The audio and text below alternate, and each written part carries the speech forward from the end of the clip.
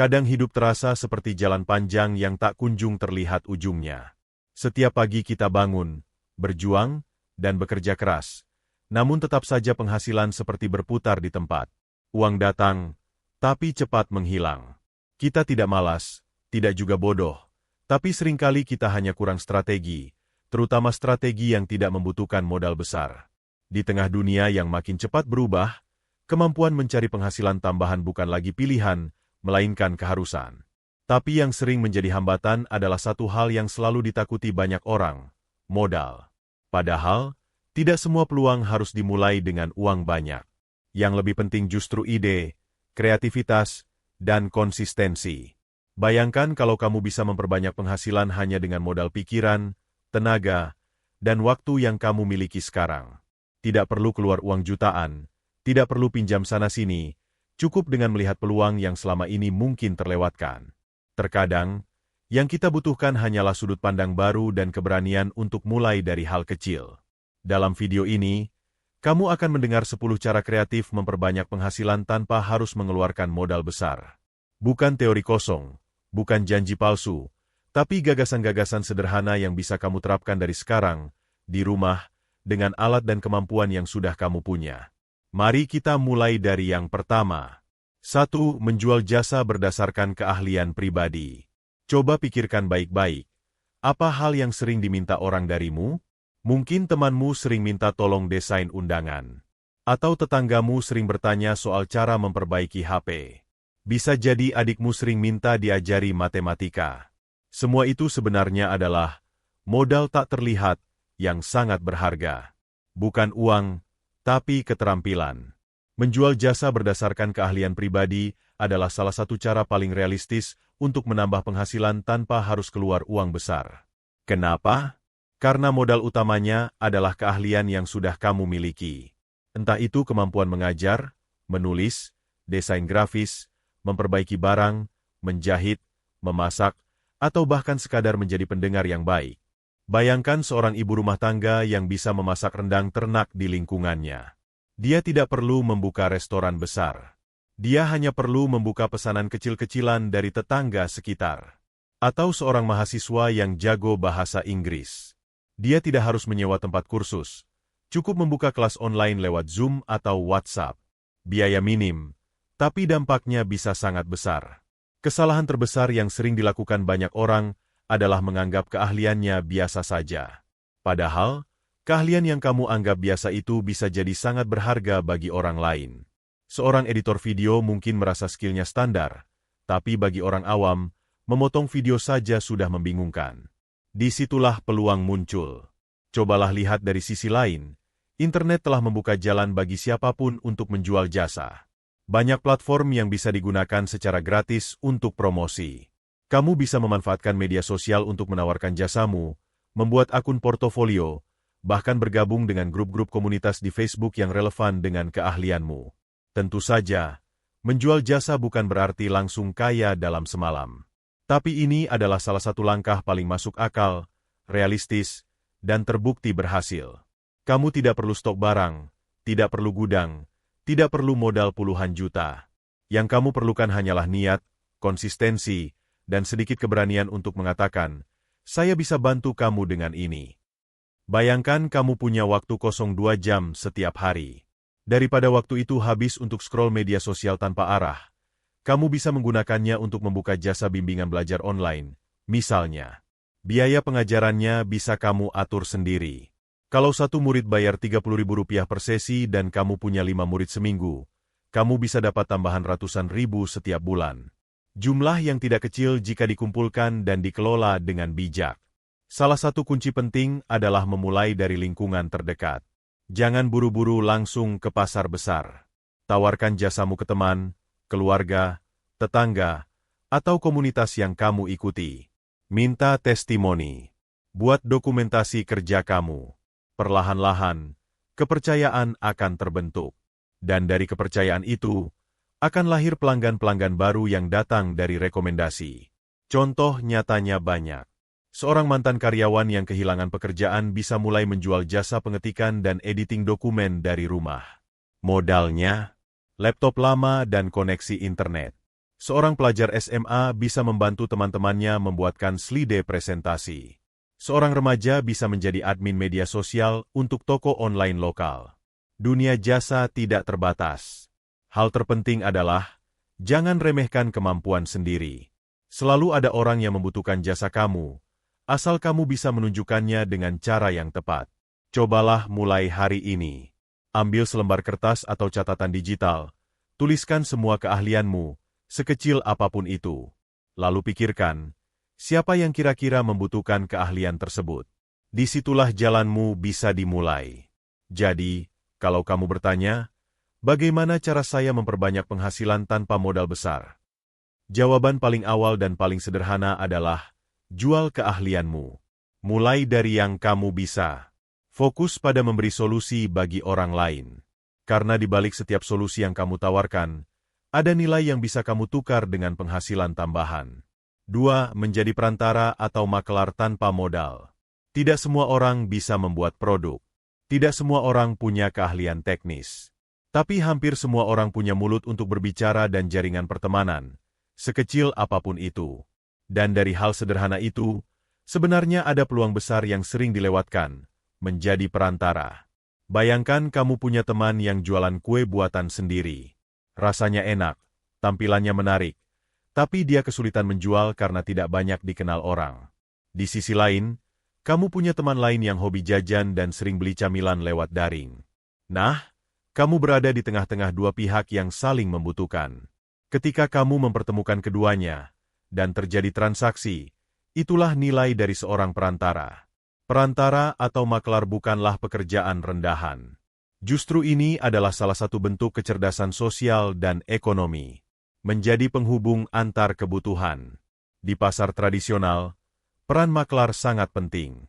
Di industri properti, kendaraan, bahkan jasa pengiriman, makelar bisa meraup penghasilan besar hanya dengan mempertemukan dua pihak. Dan yang paling menarik, kamu tidak butuh modal besar. Tidak perlu stok barang. Tidak perlu produksi. Yang kamu butuhkan hanyalah kemampuan untuk mengenali kebutuhan orang lain dan menawarkan solusi yang tepat. Itu saja. Coba perhatikan lingkungan sekitarmu. Mungkin ada tetangga yang jualan baju, tapi tidak tahu cara menjangkau pembeli online. Kamu bisa bantu pasarkan. Atau kamu punya kenalan yang sedang cari rumah kontrakan, sementara ada rumah kosong di ujung jalan. Kamu bisa bantu negosiasi. Setiap pertemuan yang kamu fasilitasi bisa jadi sumber penghasilan. Tentu saja, jadi perantara butuh integritas. Kepercayaan adalah aset utama. Jangan pernah menipu atau menaikkan harga seenaknya. Transparansi itu penting. Kalau kamu mendapat komisi, sampaikan dengan jujur. Banyak orang sebenarnya tidak masalah memberikan fee, asalkan kamu membantu mereka mendapatkan solusi. Lalu, bagaimana cara memulainya? Pertama, buat daftar produk atau jasa yang ada di sekitarmu. Bisa dari teman, keluarga, tetangga, atau kenalan di media sosial. Lalu, buat juga daftar orang-orang yang mungkin membutuhkan produk atau jasa itu. Dari situ, kamu bisa mulai mencocokkan. Misalnya, kamu tahu ada toko kecil yang jual kopi kemasan lokal dengan harga murah, dan kamu punya komunitas pecinta kopi. Tawarkan produk itu ke komunitasmu. Gunakan WhatsApp, status, atau grup untuk menyebarkan informasi. Kedua, belajar negosiasi dan komunikasi. Menjadi perantara artinya kamu akan sering berada di tengah dua pihak. Harus bisa mendengar dengan baik, memahami kebutuhan, dan menyampaikan informasi secara netral. Kadang, kamu juga perlu jadi penengah saat terjadi kesalahpahaman. Itu bagian dari proses. Ketiga, bangun kredibilitas. Ini penting. Jangan hanya mengejar keuntungan, tapi fokuslah pada kepuasan kedua belah pihak. Kalau pelanggan puas, dia akan merekomendasikanmu ke orang lain. Dan semakin banyak rekomendasi, semakin besar jaringanmu, semakin besar pula peluang penghasilanmu. Ada banyak bidang yang bisa kamu masuki tanpa modal. Properti, kendaraan, makanan, barang second, kebutuhan rumah tangga, hingga jasa seperti les privat atau cleaning service. Bahkan, kamu juga bisa jadi perantara jasa desain atau penulisan konten. Cari orang yang butuh jasa, lalu hubungkan dengan freelancer yang bisa mengerjakan. Salah satu contoh nyata adalah seorang mahasiswa yang tidak punya uang untuk modal usaha, tapi punya banyak teman. Dia mulai dari memperkenalkan produk makanan ringan milik temannya ke teman-teman kuliahnya. Setiap pesanan yang masuk, dia dapat komisi kecil. Lama-kelamaan, dia jadi dikenal sebagai orang yang bisa mencarikan berbagai kebutuhan. Dari situ, penghasilannya meningkat, hanya dari mempertemukan orang-orang yang saling membutuhkan. Bahkan jika kamu tinggal di desa, peluang ini tetap bisa dijalankan. Misalnya, menjadi perantara antara petani dan konsumen di kota. Atau menjual hasil kebun lewat media sosial. Selama kamu bisa dipercaya dan punya akses komunikasi, kamu bisa menjalankan peran ini. Menjadi perantara memang tidak selalu langsung menghasilkan uang besar. Tapi ini adalah cara cerdas untuk belajar memahami pasar, membangun jaringan, dan mengasah keterampilan negosiasi. Jika dilakukan dengan serius dan konsisten, hasilnya bisa jauh melebihi pekerjaan biasa yang hanya mengandalkan gaji bulanan.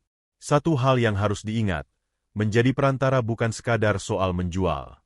Ini tentang membangun hubungan. Dan hubungan adalah fondasi dari setiap bisnis yang bertahan lama. Jadi, kalau kamu merasa tidak punya modal apapun, cobalah mulai dari hubungan yang sudah kamu miliki. Karena terkadang, modal terbesar bukan uang, melainkan siapa yang kamu kenal dan seberapa baik kamu menjaga hubungan itu. 3. Membuat konten digital yang menghasilkan. Setiap hari kita menghabiskan waktu berjam-jam di internet. Kita menonton video, membaca postingan, menyukai foto, dan membagikan cerita. Tapi pernahkah kamu berpikir, dari semua waktu itu, berapa persen yang menghasilkan uang untukmu? Jika jawabannya 0, maka inilah saatnya mempertimbangkan sebuah peluang yang sangat besar, membuat konten digital. Membuat konten bukan hanya tentang menjadi selebriti internet. Bukan juga harus punya jutaan pengikut dulu baru bisa menghasilkan. Di balik layar dunia digital, ada banyak kreator kecil yang bekerja konsisten dan berhasil menghasilkan penghasilan tetap hanya dari rumah, dari HP atau laptop, dengan modal minim tapi strategi tepat. Konten digital bisa berbentuk banyak hal, tulisan blog, video YouTube, suara podcast, bahkan kiriman edukatif di media sosial. Semua itu bisa menghasilkan uang jika dikelola dengan baik. Misalnya, melalui iklan, afiliasi, kerja sama brand, atau bahkan dukungan dari penonton setia. Yang dibutuhkan bukan kamera mahal atau studio canggih, tapi niat kuat dan ide yang tepat sasaran. Mari kita ambil contoh sederhana. Seorang ibu rumah tangga yang pandai memasak memutuskan untuk merekam resep-resep masakannya. Awalnya, hanya dengan kamera HP seadanya, dia unggah ke media sosial. Videonya sederhana, tanpa editan ribet. Tapi karena resepnya unik dan cara menjelaskannya enak didengar, videonya mulai dibagikan banyak orang. Dari situ, ia mulai menghasilkan uang dari iklan, endorse produk dapur, bahkan jualan e-book resep. Contoh lain, seorang pelajar SMA yang jago matematika membuat konten edukasi singkat di TikTok. Ia membagikan trik cepat menyelesaikan soal ujian. Ternyata, banyak murid lain yang merasa terbantu. Followernya bertambah, dan dari situ, ia mulai menjual modul belajar dan membuka kelas online privat. Semua berawal dari satu konten yang dibuat tanpa biaya besar. Tentu saja, hasilnya tidak instan. Membuat konten yang menarik butuh proses belajar. Kamu harus memahami audiensmu, tahu apa yang mereka cari, dan bagaimana menyampaikannya dengan cara yang menyenangkan. Tapi semua itu bisa dipelajari sambil jalan. Yang penting adalah konsistensi. Upload secara rutin, evaluasi hasilnya, perbaiki, dan terus ulangi. Hal menarik dari konten digital adalah sifatnya yang bisa bekerja untukmu bahkan saat kamu tidur. Misalnya, kamu membuat video YouTube tentang tips produktivitas. Jika videomu mendapat banyak penonton, kamu bisa mendapatkan penghasilan pasif dari iklan meskipun kamu tidak membuat video baru. Kontenmu bekerja 24 jam sehari untukmu. Ini kekuatan dari dunia digital. Lalu bagaimana memulai dengan modal kecil? Pertama, manfaatkan alat yang sudah kamu punya. Gunakan kamera HP yang kamu miliki. Gunakan aplikasi edit gratis seperti CapCut atau InShot. Gunakan cahaya matahari untuk pencahayaan. Jangan menunggu alat sempurna, karena alat tidak lebih penting dari isi. Kedua, tentukan tema yang kamu sukai dan kamu kuasai. Jangan ikut-ikutan tren yang tidak kamu pahami. Jika kamu suka berkebun, buat konten soal tanaman. Jika kamu hobi membaca, buat ulasan buku. Jika kamu suka motivasi, buat konten penyemangat. Saat kamu membahas sesuatu yang kamu kuasai, audiens akan merasakannya dan lebih tertarik. Ketiga, belajarlah sedikit demi sedikit tentang algoritma dan cara kerja platform. Bukan untuk mengejar angka, tapi agar kontenmu bisa sampai ke orang yang tepat. Pelajari cara membuat judul menarik, thumbnail yang menggoda, dan gaya penyampaian yang membuat orang betah menonton sampai akhir. Itu semua bagian dari strategi. Jangan takut jika awalnya hanya sedikit yang menonton. Setiap kreator besar pernah mengalami itu.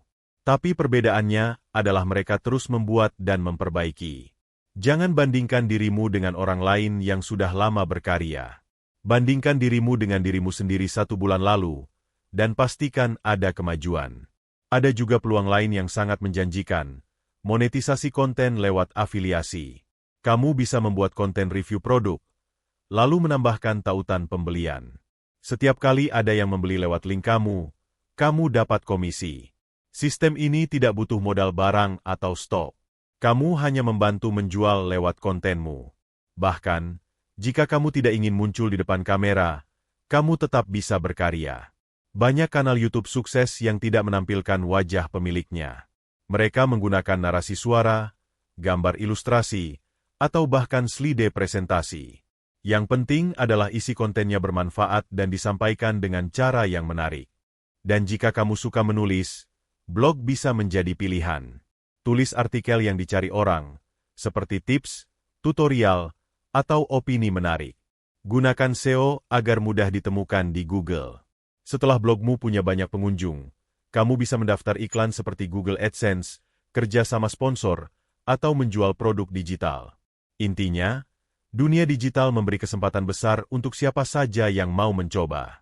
Tidak peduli kamu tinggal di kota atau desa, punya uang banyak atau tidak, selama kamu punya koneksi internet dan kemauan belajar, kamu bisa memulainya.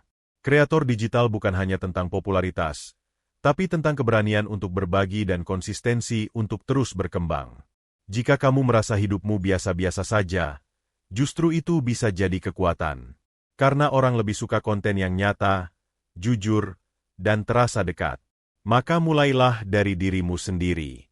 Ceritakan pengalamanmu, bagikan pengetahuanmu, dan biarkan dunia mengenalmu lewat karya digitalmu. Dan ingat, satu konten yang kamu buat hari ini bisa menjadi awal dari sumber penghasilan yang terus mengalir di masa depan. Bahkan ketika kamu sedang tidur, konten itu tetap bekerja untukmu. 4. Menyewakan barang yang tidak terpakai. Seringkali kita merasa tidak punya apa-apa untuk memulai usaha atau menambah penghasilan. Padahal, jika kita lihat lebih jeli, banyak barang di sekitar kita yang sebenarnya bisa menjadi sumber penghasilan pasif. Barang-barang yang selama ini hanya tersimpan di gudang, lemari, atau pojok ruangan, ternyata bisa menghasilkan uang jika disewakan. Mari kita mulai dari ilustrasi sederhana. Bayangkan kamu punya kamera DSLR yang dulu sering kamu pakai untuk memotret, tapi sekarang jarang digunakan. Kamera itu masih berfungsi dengan baik, tapi hanya tergeletak di lemari. Di luar sana, ada banyak orang yang butuh kamera untuk sekali 2 kali pakai, seperti untuk acara lamaran, foto prewedding, atau tugas sekolah. Daripada membeli, mereka lebih memilih menyewa. Nah, disitulah kamu bisa masuk. Menyewakan barang adalah konsep sederhana yang sangat logis.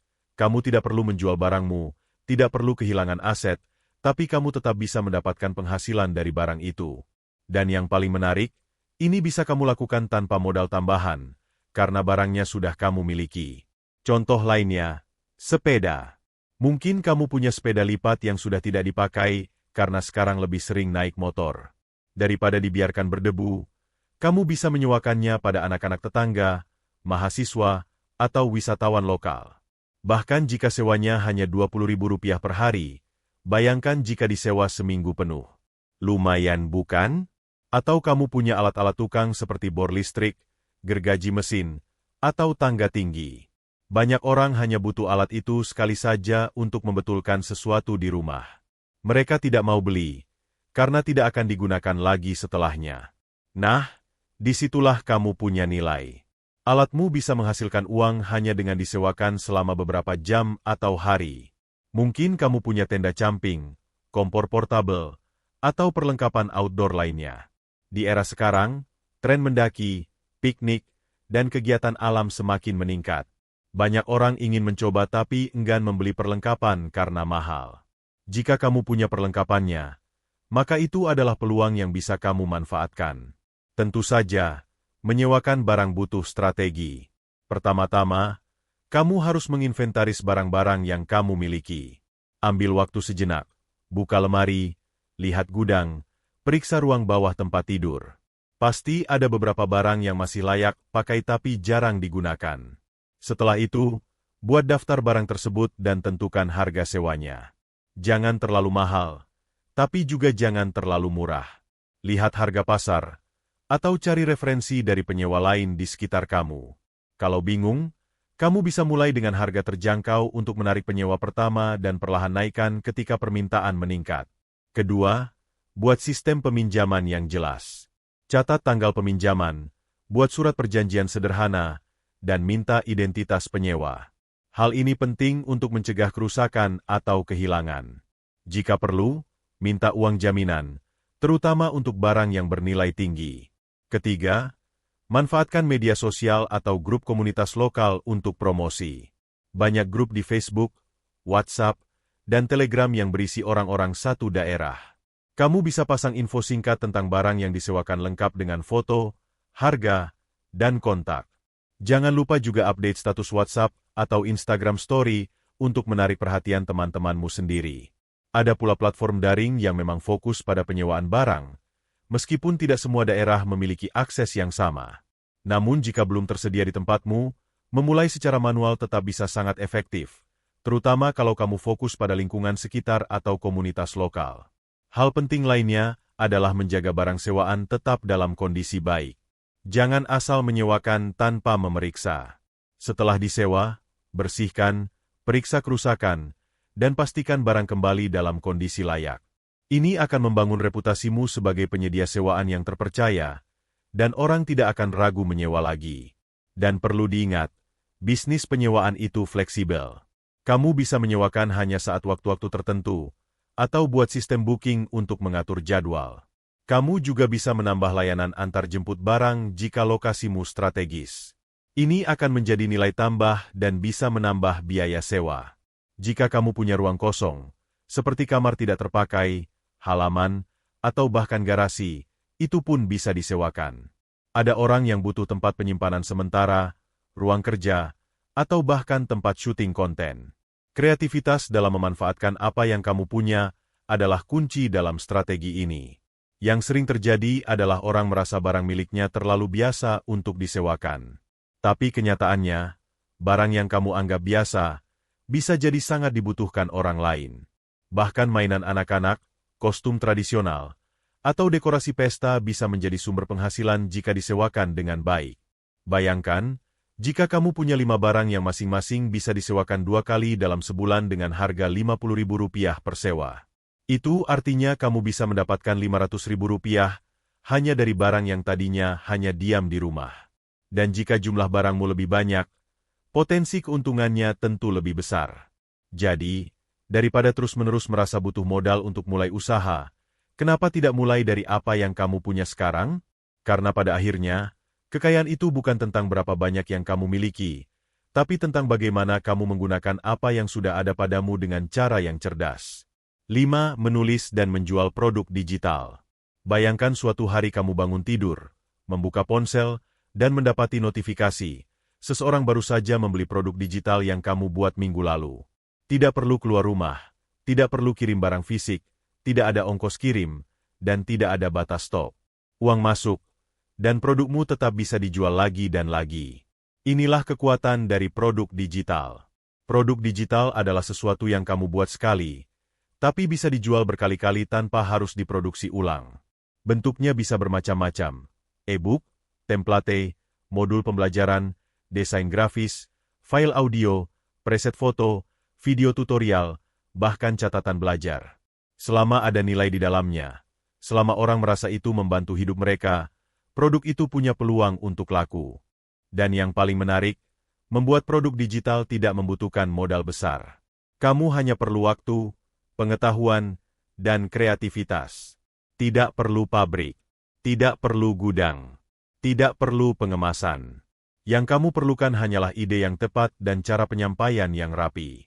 Contohnya, jika kamu punya kemampuan menulis, kamu bisa membuat e-book berisi tips belajar, panduan hidup hemat, atau kisah inspiratif. Tidak harus setebal novel. Bahkan buku 20 halaman pun bisa bernilai jika isinya padat dan berguna. E-book seperti itu bisa kamu jual lewat platform daring, media sosial, atau bahkan langsung ke teman-temanmu. Contoh lain, kamu suka mendesain? Buat template undangan, poster, atau konten media sosial yang bisa digunakan orang lain. Banyak orang tidak punya waktu atau kemampuan untuk membuat desain sendiri, dan mereka bersedia membayar agar prosesnya lebih cepat. Satu template bisa dijual ke puluhan bahkan ratusan orang. Atau kamu seorang guru privat? Buat lembar kerja, soal latihan, atau ringkasan materi yang bisa diunduh dan dipakai siswa. Sekali kamu buat, filenya bisa dijual berkali-kali. Dengan bantuan platform seperti Google Drive, kamu bisa langsung mengirimkan file setelah pembelian. Prosesnya praktis, cepat, dan hampir tanpa biaya operasional. Bahkan jika kamu hanya punya ide, kamu bisa bekerja sama dengan teman yang jago desain atau tulis-menulis. Kamu buat konsepnya, dia buat tampilannya. Keuntungan dibagi. Ini yang disebut kolaborasi digital. Tanpa modal uang, tapi berbagi skill. Kesalahan yang sering dilakukan banyak orang adalah menunda membuat produk digital karena merasa tidak cukup pintar atau tidak cukup ahli. Padahal, kamu tidak harus menjadi profesor untuk bisa berbagi pengetahuan. Apa yang sudah kamu alami, pelajari, atau kuasai, bisa jadi sangat berguna bagi orang lain yang belum tahu sama sekali. Misalnya, kamu pernah menjalani diet sehat dan berhasil menurunkan berat badan. Ceritamu bisa jadi bahan e-book atau video pendek yang membantu orang lain. Atau kamu bisa mengajari cara membuat presentasi menarik. Atau kamu punya catatan belajar rapi yang bisa dijual ke adik kelas. Dunia produk digital sangat luas dan fleksibel. Langkah pertama untuk membuat produk digital adalah memilih topik. Pikirkan pertanyaan ini. Masalah apa yang sering ditanyakan orang padamu? Hal apa yang sering kamu bantu? Apa yang kamu tahu dan orang lain belum tahu? Dari situ kamu bisa menemukan ide dasar produkmu. Langkah kedua, pilih format yang sesuai. Apakah berupa teks, gambar, audio, atau video? Apakah lebih cocok dalam bentuk panduan, template, atau modul? Formatnya harus sesuai dengan isinya. Jangan terlalu rumit. Yang penting mudah diakses dan dipahami. Langkah ketiga, buat produkmu dengan serius. Jangan asal jadi. Buat dengan niat membantu, bukan sekadar menjual. Gunakan desain yang rapi, bahasa yang mudah dimengerti, dan susunannya terstruktur. Kalau kamu tidak bisa desain, gunakan template gratis atau minta bantuan teman. Langkah keempat, tentukan harga yang pantas. Jangan terlalu murah, tapi juga jangan terlalu mahal. Pertimbangkan manfaat yang diberikan, dan bandingkan dengan produk serupa di pasaran. Kamu juga bisa membuat paket hemat atau diskon untuk menarik pembeli pertama. Langkah kelima, pasarkan dengan cerita. Jangan hanya bilang, jual e-book. Ceritakan proses pembuatannya, kenapa kamu membuatnya, dan bagaimana produkmu bisa membantu hidup orang lain. Orang lebih suka membeli sesuatu yang punya makna. Kamu bisa menjual produk digital lewat banyak cara. Bisa langsung lewat WhatsApp, Telegram, atau media sosial. Bisa juga pakai platform seperti Google Forms, link pembayaran. Atau kalau ingin lebih serius, buat akun di platform jual produk digital lokal seperti Karya Karsa, Traktir, atau platform serupa. Ingat, produk digital adalah aset.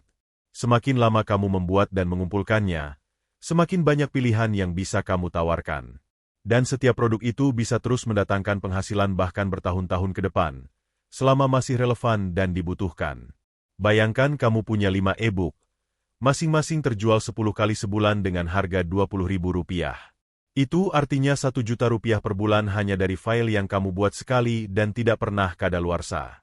Dan jika produkmu makin banyak dan makin dikenal, potensi itu bisa berlipat ganda. Jadi, jika kamu sedang mencari cara menambah penghasilan tanpa modal besar, pikirkan apa yang bisa kamu ubah menjadi file. Ubah pengalaman, ilmu, dan kreativitasmu menjadi produk digital. Karena di dunia sekarang, ide yang dibagikan bisa lebih bernilai daripada benda yang disimpan. 6. Menjadi dropshipper atau reseller tanpa stok barang. Banyak orang bermimpi punya usaha jualan, tapi langsung ciut saat memikirkan biaya untuk beli stok barang, sewa tempat, atau biaya kirim. Padahal di era sekarang, kamu bisa jualan tanpa perlu menyetok satu pun barang. Kamu bisa menjadi dropshipper atau reseller, dan tetap menghasilkan uang meskipun tanpa gudang, tanpa modal besar, dan bahkan tanpa keluar rumah. Istilah dropship sebenarnya sudah lama dikenal, tapi makin populer sejak jualan online menjadi gaya hidup.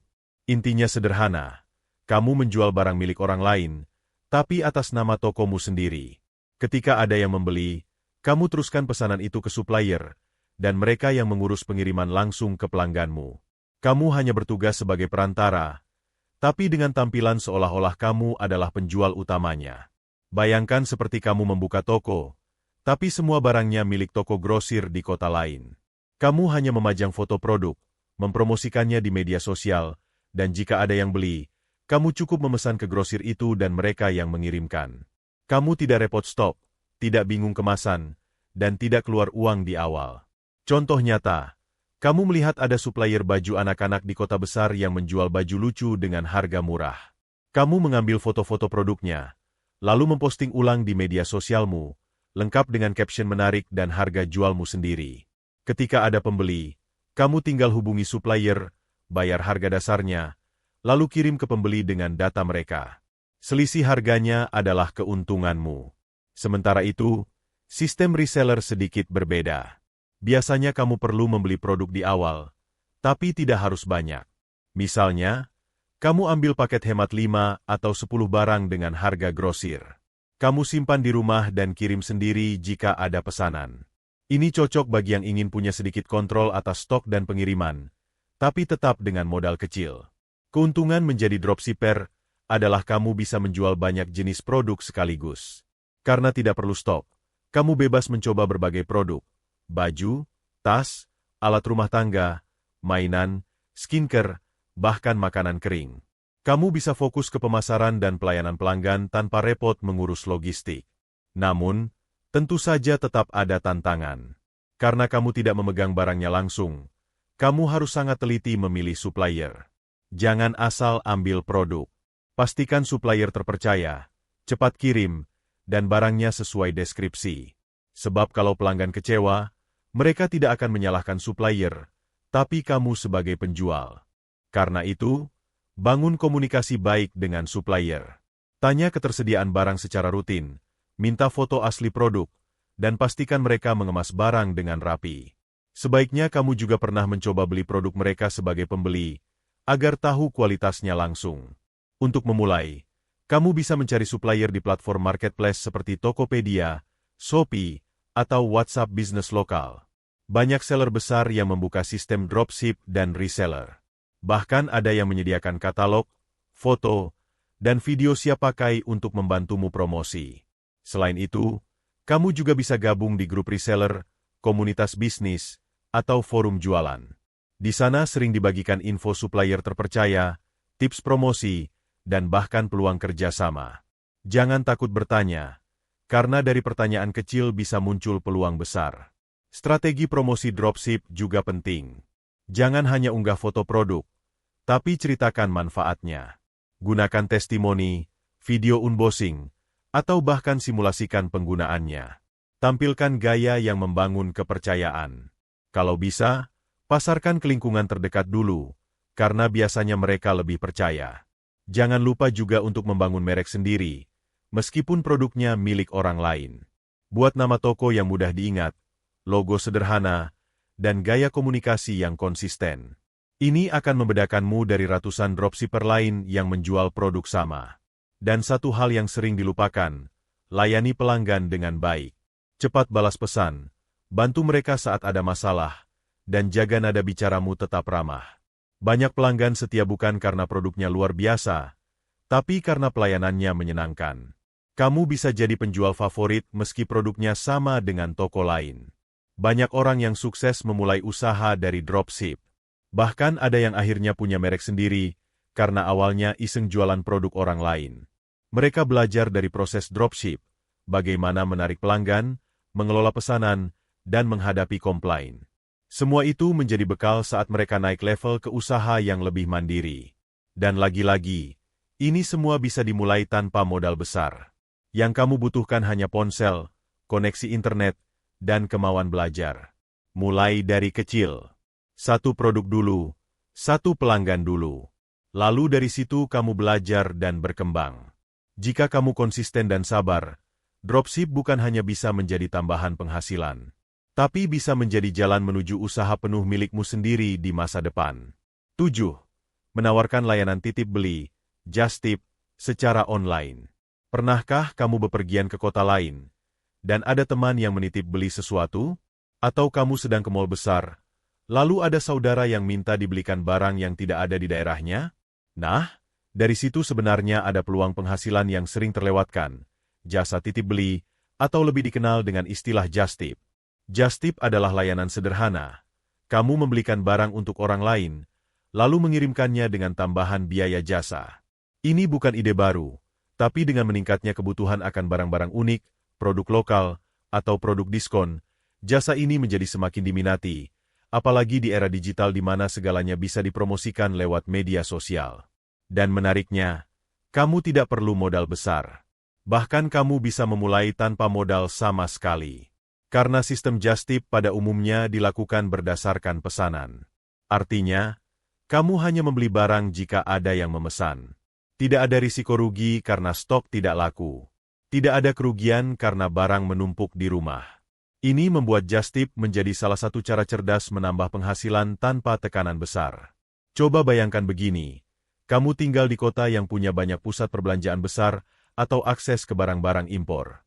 Atau kamu punya kesempatan untuk bepergian ke luar kota, luar negeri, atau bahkan hanya ke toko-toko yang punya koleksi unik. Di luar sana, ada banyak orang yang ingin membeli produk dari tempat-tempat itu tapi tidak bisa datang langsung. Dan kamu bisa menjadi jembatan bagi mereka. Misalnya, kamu pergi ke pameran buku tahunan. Kamu bisa memotret katalog buku yang dijual, unggah ke Instagram atau grup WhatsApp, dan bilang kamu membuka just tip. Lalu teman-temanmu bisa memesan buku apa saja yang mereka inginkan. Kamu beli, bungkus, dan kirimkan. Tambahkan biaya jasa titip sesuai kesepakatan. Bisa Rp10.000 per item, atau Rp20.000 untuk satu pesanan. Jumlah kecil, tapi jika yang titip banyak, totalnya bisa besar. Atau kamu pergi ke minimarket yang menjual mainan anak diskon. Kamu unggah penawaran ke grup ibu-ibu atau komunitas parenting. Kamu bisa menawarkan untuk membelikan dan mengirimkan ke mereka. Atau kamu tahu toko kosmetik yang menjual produk dengan harga murah. Tawarkan lewat status WhatsApp dengan keterangan, buka just tip untuk produk ini, stok terbatas, bisa dikirim langsung ke rumah Anda. Yang penting dalam just tip bukan hanya produk, tapi kepercayaan. Orang mau nitip beli karena mereka percaya kamu jujur, tidak akan menipu, dan barang yang dikirim sesuai. Maka, bangunlah kepercayaan dari hal kecil. Tunjukkan bahwa kamu memang benar-benar membeli produk itu. Sertakan bukti belanja, kirim foto asli, dan selalu beri kabar soal proses pengiriman. Jika kamu menjalankan just tip secara rutin, kamu bisa mengembangkan sistem pre-order. Misalnya, kamu mengumumkan bahwa minggu depan kamu akan ke pusat perbelanjaan tertentu. Kamu buka pesanan selama 3 hari, kumpulkan order, lalu kamu belikan semuanya dalam satu waktu. Ini akan lebih efisien, karena kamu tidak perlu sering bolak-balik, dan kamu bisa meminimalisir kesalahan. Ada juga model just tip yang lebih modern. Kamu bisa mengelola katalog produk secara daring. Misalnya, kamu rajin mengunjungi toko-toko yang menjual barang-barang lucu atau limited edition. Kamu ambil foto, susun katalog, dan tawarkan ke pelangganmu secara online. Mereka pilih, kamu belikan, lalu kirimkan. Kamu bisa memanfaatkan media sosial, Google Form, atau bahkan WhatsApp broadcast untuk mengatur pemesanan. Tentu saja, dalam bisnis just tip, Kamu perlu mengatur sistem dengan rapi.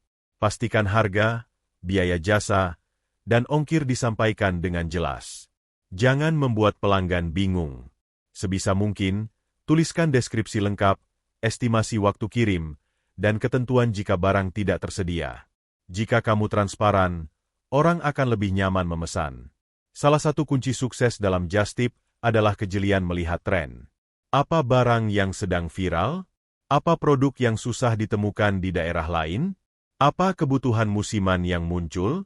Misalnya saat tahun ajaran baru, banyak orang cari alat tulis atau tas sekolah. Saat hari raya, banyak yang ingin beli kue kering atau baju lebaran dari merek tertentu. Kamu bisa menyesuaikan tawaran Just Tip sesuai musim. Selain itu, kamu bisa menjadikan Just Tip sebagai awal untuk membangun komunitas. Jika kamu melayani pelanggan dengan baik, mereka akan menjadi pelanggan setia. Dan dari situ, kamu bisa membuat grup khusus, seperti langganan Just Tip Kota X, atau teman Just Tip diskon mingguan. Dari komunitas kecil, akan lahir pembelian yang stabil dan hubungan yang kuat. Dan jangan lupa, Just Tip bisa dilakukan secara fleksibel. Kamu tidak perlu buka toko fisik, tidak perlu tim besar. Bahkan kamu bisa melakukannya sambil kuliah, sambil bekerja, atau sambil mengurus anak di rumah. Asalkan kamu punya waktu untuk belanja dan kirim barang, kamu bisa melakukannya. Banyak orang memulai dari Just Tip kecil-kecilan, lalu berkembang menjadi toko online sendiri. Karena dari Just Tip, kamu belajar banyak hal, memilih produk, menghitung margin, melayani pelanggan, dan mengelola pengiriman. Semua itu adalah ilmu dasar dalam dunia bisnis.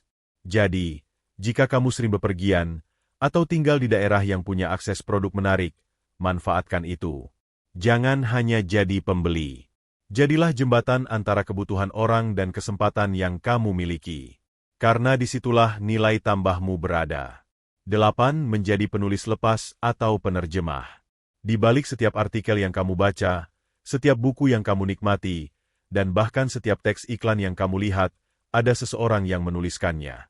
Menulis adalah keterampilan yang tidak terlihat, tapi sangat dibutuhkan. Dan yang menarik, ini bisa menjadi sumber penghasilan tanpa perlu modal besar. Hanya butuh kemampuan merangkai kata dan memahami kebutuhan pembaca. Menjadi penulis lepas adalah salah satu cara paling fleksibel untuk menghasilkan uang dari rumah. Kamu tidak perlu kantor. Tidak perlu berpakaian formal. Kamu hanya perlu ide, ketekunan, dan kejelian melihat apa yang dibutuhkan orang. Dengan menulis, kamu bisa menjangkau klien dari seluruh Indonesia, bahkan dari negara lain jika kamu juga menguasai bahasa asing. Contoh sederhana, kamu bisa menulis artikel untuk blog orang lain. Banyak pemilik website yang butuh konten secara rutin tapi tidak punya waktu untuk menulis. Disitulah kamu masuk. Kamu bisa menawarkan jasa menulis artikel dengan bayaran per tulisan, misalnya Rp50.000 hingga Rp150.000 tergantung panjang dan topiknya. Dalam 1 minggu saja, jika kamu menyelesaikan 10 artikel, kamu sudah bisa mendapatkan penghasilan tambahan yang lumayan. Atau kamu bisa menjadi penulis naskah untuk video YouTube, seperti channel edukasi, motivasi, cerita fiksi, dan sebagainya. Banyak konten kreator yang hanya fokus pada pengambilan gambar dan editing, tapi mereka butuh naskah sebagai fondasi kontennya. Ini adalah peluang besar untukmu yang bisa menulis dengan gaya yang mengalir dan enak didengar. Jika kamu suka menulis cerita, kamu bahkan bisa menjadi penulis fiksi. Saat ini banyak platform membaca online yang membayar penulis berdasarkan jumlah pembaca, jumlah bab, atau penjualan e-book. Bahkan banyak karya fiksi dari penulis lepas yang akhirnya difilmkan karena ide ceritanya menarik. Jangan remehkan tulisanmu.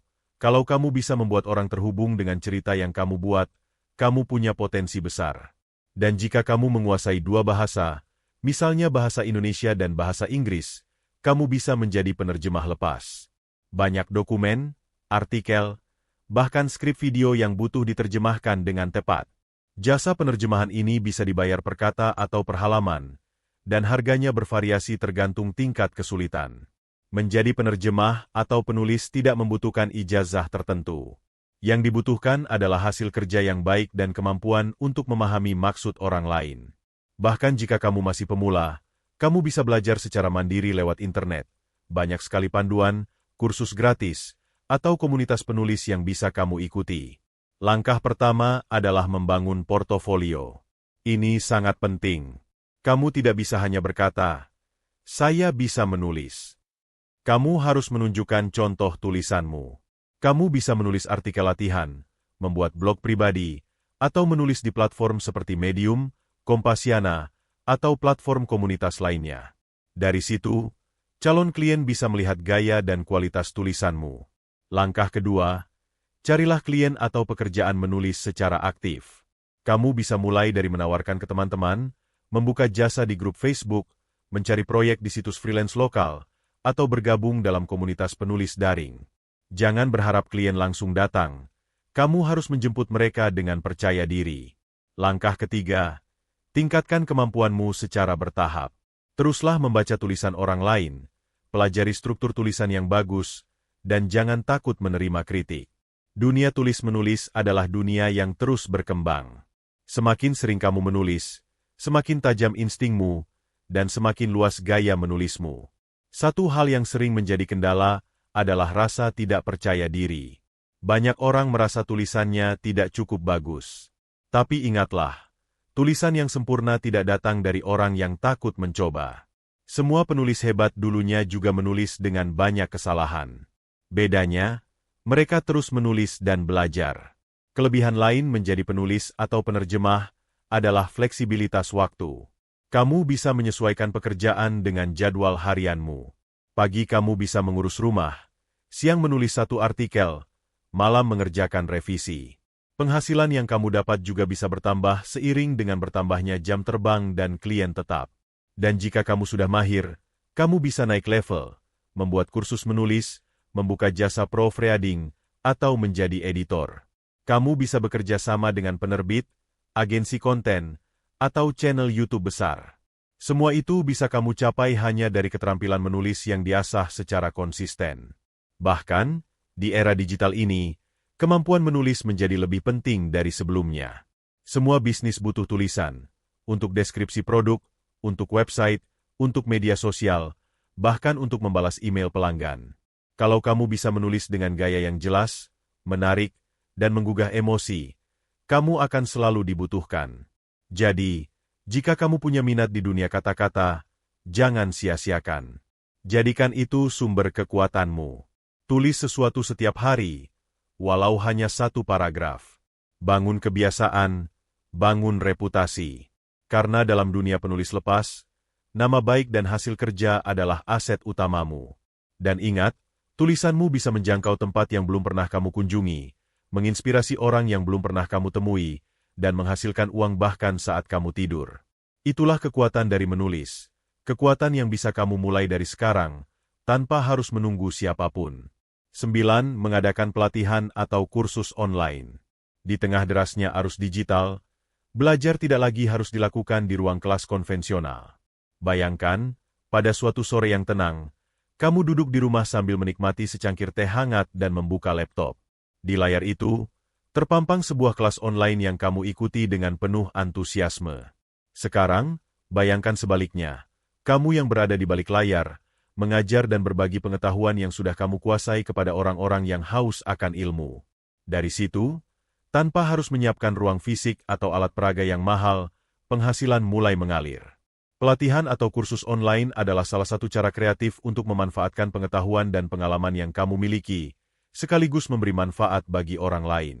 Kemampuan mengajar adalah bakat yang tidak dimiliki semua orang, namun semua orang pasti memiliki satu atau beberapa keahlian yang berharga. Mungkin kamu ahli dalam memasak makanan tradisional, memiliki cara khas membuat rendang yang lezat, atau mungkin kamu paham betul mengenai teknik fotografi sederhana yang bisa membuat hasil jepretan menjadi lebih hidup. Dengan modal utama berupa keahlian tersebut, kamu dapat mengemasnya ke dalam sebuah kursus yang mudah dipahami, lengkap dengan ilustrasi, contoh praktik, dan tips-tips yang berguna. Proses pembelajaran bisa kamu rekam dalam bentuk video, dijadikan slide presentasi, atau bahkan disajikan secara live melalui platform daring. Yang penting, materi yang kamu sampaikan harus mampu menggugah minat peserta, membuat mereka merasa terhubung dan memahami setiap penjelasan secara mendalam. Memulai pelatihan online bukanlah hal yang rumit. Pertama, tentukan topik yang ingin kamu ajarkan. Pikirkan, Apa yang selama ini sering diminta oleh teman atau kenalan? Apakah itu cara membuat kue lapis, teknik dasar menggambar, atau bahkan tips menghemat keuangan sehari-hari? Pilihlah topik yang kamu kuasai dan juga sedang diminati oleh banyak orang. Setelah itu, susunlah materi secara sistematis. Rancang alur pelajaran yang mudah diikuti, mulai dari hal paling dasar hingga ke pengetahuan yang lebih mendalam. Susunan yang terstruktur akan memudahkan peserta dalam menyerap materi, sekaligus membuat kamu terlihat lebih profesional dalam menyampaikan informasi. Kemudian, ada tahap yang tidak kalah penting, yaitu produksi materi.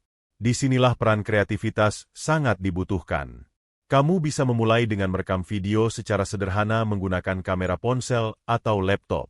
Ingat, kualitas bukan selalu harus tinggi dari segi alat, melainkan dari penyampaian yang jelas dan mudah dipahami.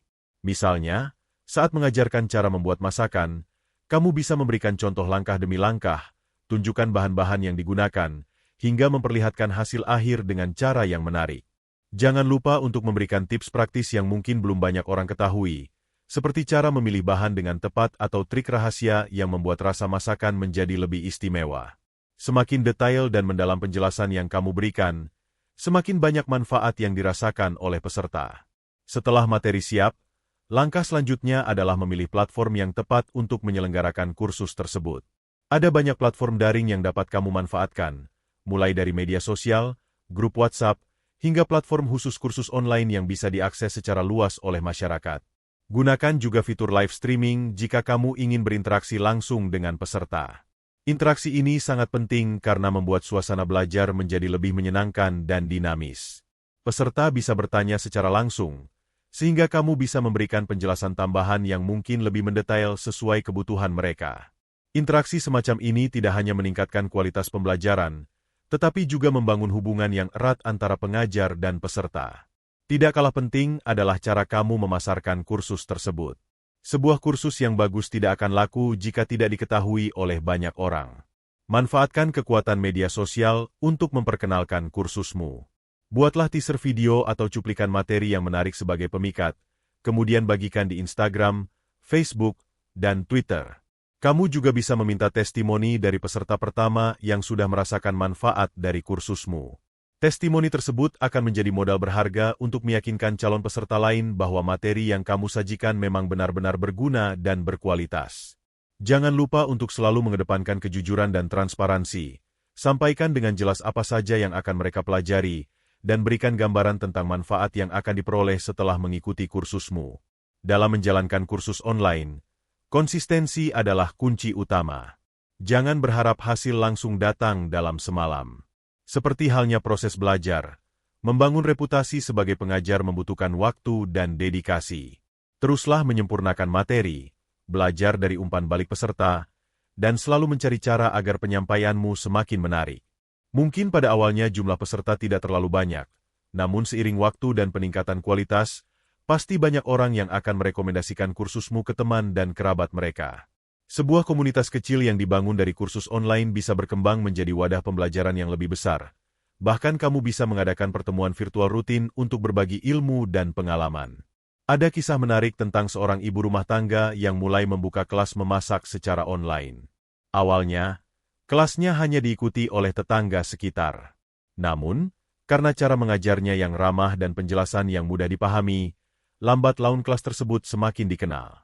Tak hanya itu, beliau selalu menyelipkan cerita-cerita lucu dan pengalaman pribadi yang membuat suasana belajar menjadi lebih hangat dan tidak kaku. Keberhasilan beliau dalam menjual kursus online membuktikan bahwa modal utama dalam mengajar adalah niat yang kuat serta keinginan untuk berbagi. Tidak perlu peralatan mewah. Yang penting adalah keaslian dan kehangatan dalam menyampaikan materi. Tentu saja, tantangan juga akan muncul di sepanjang jalan. Misalnya, masalah teknis seperti kualitas video yang tidak stabil atau gangguan pada saat live streaming. Hal-hal semacam itu mungkin akan membuat kamu merasa frustrasi, namun jangan sampai itu menghentikan langkahmu. Selalu siapkan rencana cadangan, seperti merekam video terlebih dahulu sebelum sesi live, atau menyediakan materi dalam bentuk tertulis sebagai pendukung. Dan jika terjadi kendala, sampaikan dengan tenang kepada peserta. Mereka akan menghargai kejujuran dan kesungguhanmu dalam mengatasi masalah. Pada akhirnya, Membuka kursus atau pelatihan online bukan hanya soal menambah penghasilan. Ini adalah bentuk nyata dari kontribusi yang kamu berikan kepada masyarakat. Dengan mengajar, kamu tidak hanya membantu orang lain mendapatkan ilmu baru, tetapi juga membuka kesempatan bagi mereka untuk mengembangkan potensi diri. Setiap langkah kecil yang kamu ambil dalam membagikan pengetahuan akan membawa perubahan positif, baik bagi pengajar maupun bagi para peserta. Kamu pun akan merasakan kepuasan tersendiri ketika melihat orang lain berkembang berkat apa yang telah kamu bagikan. Dan ingatlah, di dunia yang terus berubah dengan cepat, kemampuan untuk belajar dan mengajar akan selalu menjadi aset yang tak ternilai. Dengan memanfaatkan kemajuan teknologi, kamu bisa menjembatani jurang ketidaktahuan dan membawa cahaya pengetahuan kepada banyak orang. Di balik setiap pelajaran yang kamu sampaikan, tersimpan kekuatan untuk mengubah hidup seseorang. Jadikan setiap sesi sebagai momen berharga yang tidak hanya menghasilkan uang, tetapi juga menyebarkan inspirasi dan semangat. 10. Menjadi afiliate marketer di platform online. Bayangkan kamu merekomendasikan sebuah produk yang kamu suka, misalnya, alat dapur yang praktis, buku yang menginspirasi, atau kursus online yang pernah kamu ikuti. Lalu seseorang membeli produk itu karena rekomendasimu. Kamu tidak menjual barangnya, tidak mengurus pengiriman, dan tidak memberikan layanan purna jual. Tapi kamu tetap mendapatkan komisi dari setiap pembelian yang terjadi karena tautan milikmu. Inilah yang disebut dengan affiliate marketing, cara cerdas menghasilkan uang dengan membantu orang lain menemukan produk yang mereka butuhkan. Affiliate marketing bukanlah hal baru, tapi kini semakin relevan dan mudah dilakukan oleh siapa saja. Inti dari sistem ini adalah promosi. Kamu mempromosikan produk milik orang lain lewat tautan khusus, dan jika seseorang membeli melalui tautan itu, kamu mendapatkan komisi. Tanpa perlu menyetok barang, tanpa perlu bertemu pembeli. Kamu cukup menggunakan media sosial, blog, status WhatsApp, atau bahkan obrolan pribadi untuk membagikan tautan tersebut. Misalnya, kamu menemukan produk alat tulis yang menarik di marketplace. Kamu daftar menjadi afiliate di platform seperti Tokopedia, Shopee, atau Bukalapak. Setelah itu, kamu dapatkan tautan unik dari produk itu. Kamu posting dengan caption menarik di Facebook, "Ini pena yang saya pakai setiap hari, enak banget buat nulis cepat dan tinta tidak mudah bocor. Coba deh." Lalu kamu sematkan tautan affiliate MU. Jika ada yang klik dan beli, kamu dapat bagian. Prosesnya sesederhana itu. Keindahan dari affiliate marketing adalah sifatnya yang fleksibel. Kamu bisa melakukannya di sela-sela waktu luang. Bahkan jika kamu hanya punya 1 jam sehari untuk memposting atau membalas pesan, itu sudah cukup untuk mulai menghasilkan.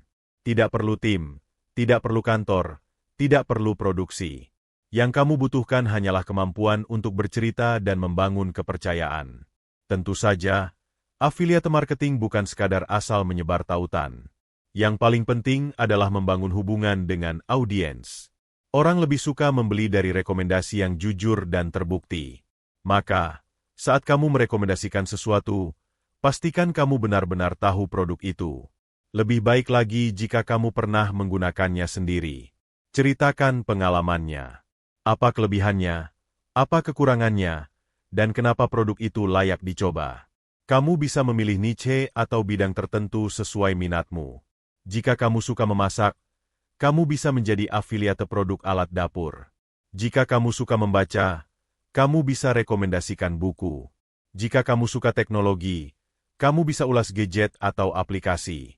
Memilih bidang yang kamu sukai akan membuat promosi terasa lebih natural dan tidak dipaksakan. Orang bisa merasakan keaslian dari cara kamu bercerita. Ada banyak platform yang menyediakan program afiliasi, dan kebanyakan gratis. Kamu tinggal daftar, lalu mulai menjelajah produk-produk yang bisa kamu promosikan. Beberapa marketplace besar di Indonesia punya program afiliasi resmi. Selain itu, banyak juga kursus online, aplikasi digital, hingga produk digital seperti e-book atau template yang menawarkan sistem komisi afiliasi. Kunci dari keberhasilan menjadi affiliate marketer terletak pada konten. Kamu perlu membuat konten yang menarik dan informatif. Tidak harus selalu dalam bentuk video panjang. Bisa dalam bentuk tulisan singkat, infografik, review sederhana, atau bahkan story di Instagram. Selama kontennya menyentuh kebutuhan dan rasa penasaran orang, peluang untuk diklik dan dibeli akan lebih besar. Dan jangan lupa, konsistensi adalah segalanya. Mungkin di awal tidak ada yang membeli. Tapi jika kamu terus membagikan informasi yang berguna, membangun audiens yang percaya, dan selalu memperbarui kontenmu, maka hasilnya akan datang perlahan tapi pasti. Komisi kecil yang pertama itu akan menjadi motivasi besar untuk terus berkembang. Kesalahan umum yang sering dilakukan pemula adalah terlalu fokus pada menjual, bukan pada membantu. Padahal, inti dari afiliasi yang berhasil adalah membantu orang lain menemukan solusi dari masalah mereka. Kalau kamu bisa menjadi orang yang dipercaya untuk memberi rekomendasi yang tepat, maka penghasilan akan mengikuti dengan sendirinya. Ada banyak kisah nyata tentang orang-orang yang sukses hanya dari affiliate marketing. Ada yang fokus di niche parenting, membagikan tautan produk bayi dan parenting tips. Ada juga yang membahas teknologi, mereview barang elektronik murah yang berkualitas. Dan semua itu dilakukan dari rumah, tanpa harus keluar uang banyak di awal. Lebih menarik lagi, affiliate marketing juga bisa menjadi penghasilan pasif. Artinya, tautan yang kamu bagikan hari ini bisa terus menghasilkan komisi selama orang masih mengklik dan membeli. Mungkin kamu pernah menulis artikel di blog, atau membuat video ulasan. Selama konten itu masih relevan dan ditonton orang, tautan afiliasimu masih bisa bekerja. Uang tetap masuk meski kamu sedang tidur atau berlibur. Tentu, seperti semua usaha, affiliate marketing juga butuh waktu, kesabaran, dan kejujuran. Jangan tergoda untuk menipu atau membuat klaim palsu hanya demi penjualan. Karena kepercayaan adalah fondasi utama. Sekali kamu kehilangan kepercayaan audiens, semua kerja keras bisa hilang dalam sekejap. Jadi, jika kamu ingin memperbanyak penghasilan tanpa modal besar, pertimbangkan untuk menjadi affiliate marketer. Ini bukan hanya soal menyebarkan tautan, tapi tentang bagaimana kamu membantu orang lain dengan informasi dan rekomendasi yang tepat. Dan di balik setiap klik yang terjadi, ada potensi penghasilan yang terus tumbuh seiring kepercayaan yang kamu bangun. Mencari tambahan penghasilan tanpa modal besar bukanlah hal mustahil. Justru dalam keterbatasan itulah biasanya kreativitas muncul, dan dari keterbatasan itulah banyak orang menemukan jalan menuju keberhasilan. Dari menyewakan barang-barang yang tak terpakai, hingga menjadi penulis lepas, dari menjual produk digital hingga membuka kursus online, semuanya punya peluang jika dilakukan dengan niat, strategi, dan konsistensi. Yang terpenting adalah keberanian untuk mencoba. Jangan tunggu sempurna. Jangan tunggu punya modal besar. Mulailah dengan apa yang kamu miliki hari ini. Waktu, pengetahuan, jaringan pertemanan, bahkan hanya ponsel dan kuota internet. Dari sana kamu akan belajar, berkembang, dan menemukan jalan yang cocok dengan dirimu. Dan yang paling penting, jangan lupa, rezeki bukan hanya soal angka, tapi juga soal nilai dan dampak. Saat kamu membantu orang lain lewat jasamu, tulisanmu, ide-idemu, maka sebenarnya kamu sedang membuka pintu rezeki yang lebih luas. Karena semakin besar manfaatmu, semakin besar pula kepercayaan yang datang. Dan dari kepercayaan itulah, penghasilan yang berkah akan tumbuh. Semoga semua penjelasan panjang ini bisa memberimu gambaran, semangat, dan juga inspirasi. Terima kasih sudah mendengarkan sampai akhir. Sampai jumpa di pembahasan selanjutnya, dan tetap semangat mencari jalan-jalan kreatif untuk memperbesar peluangmu.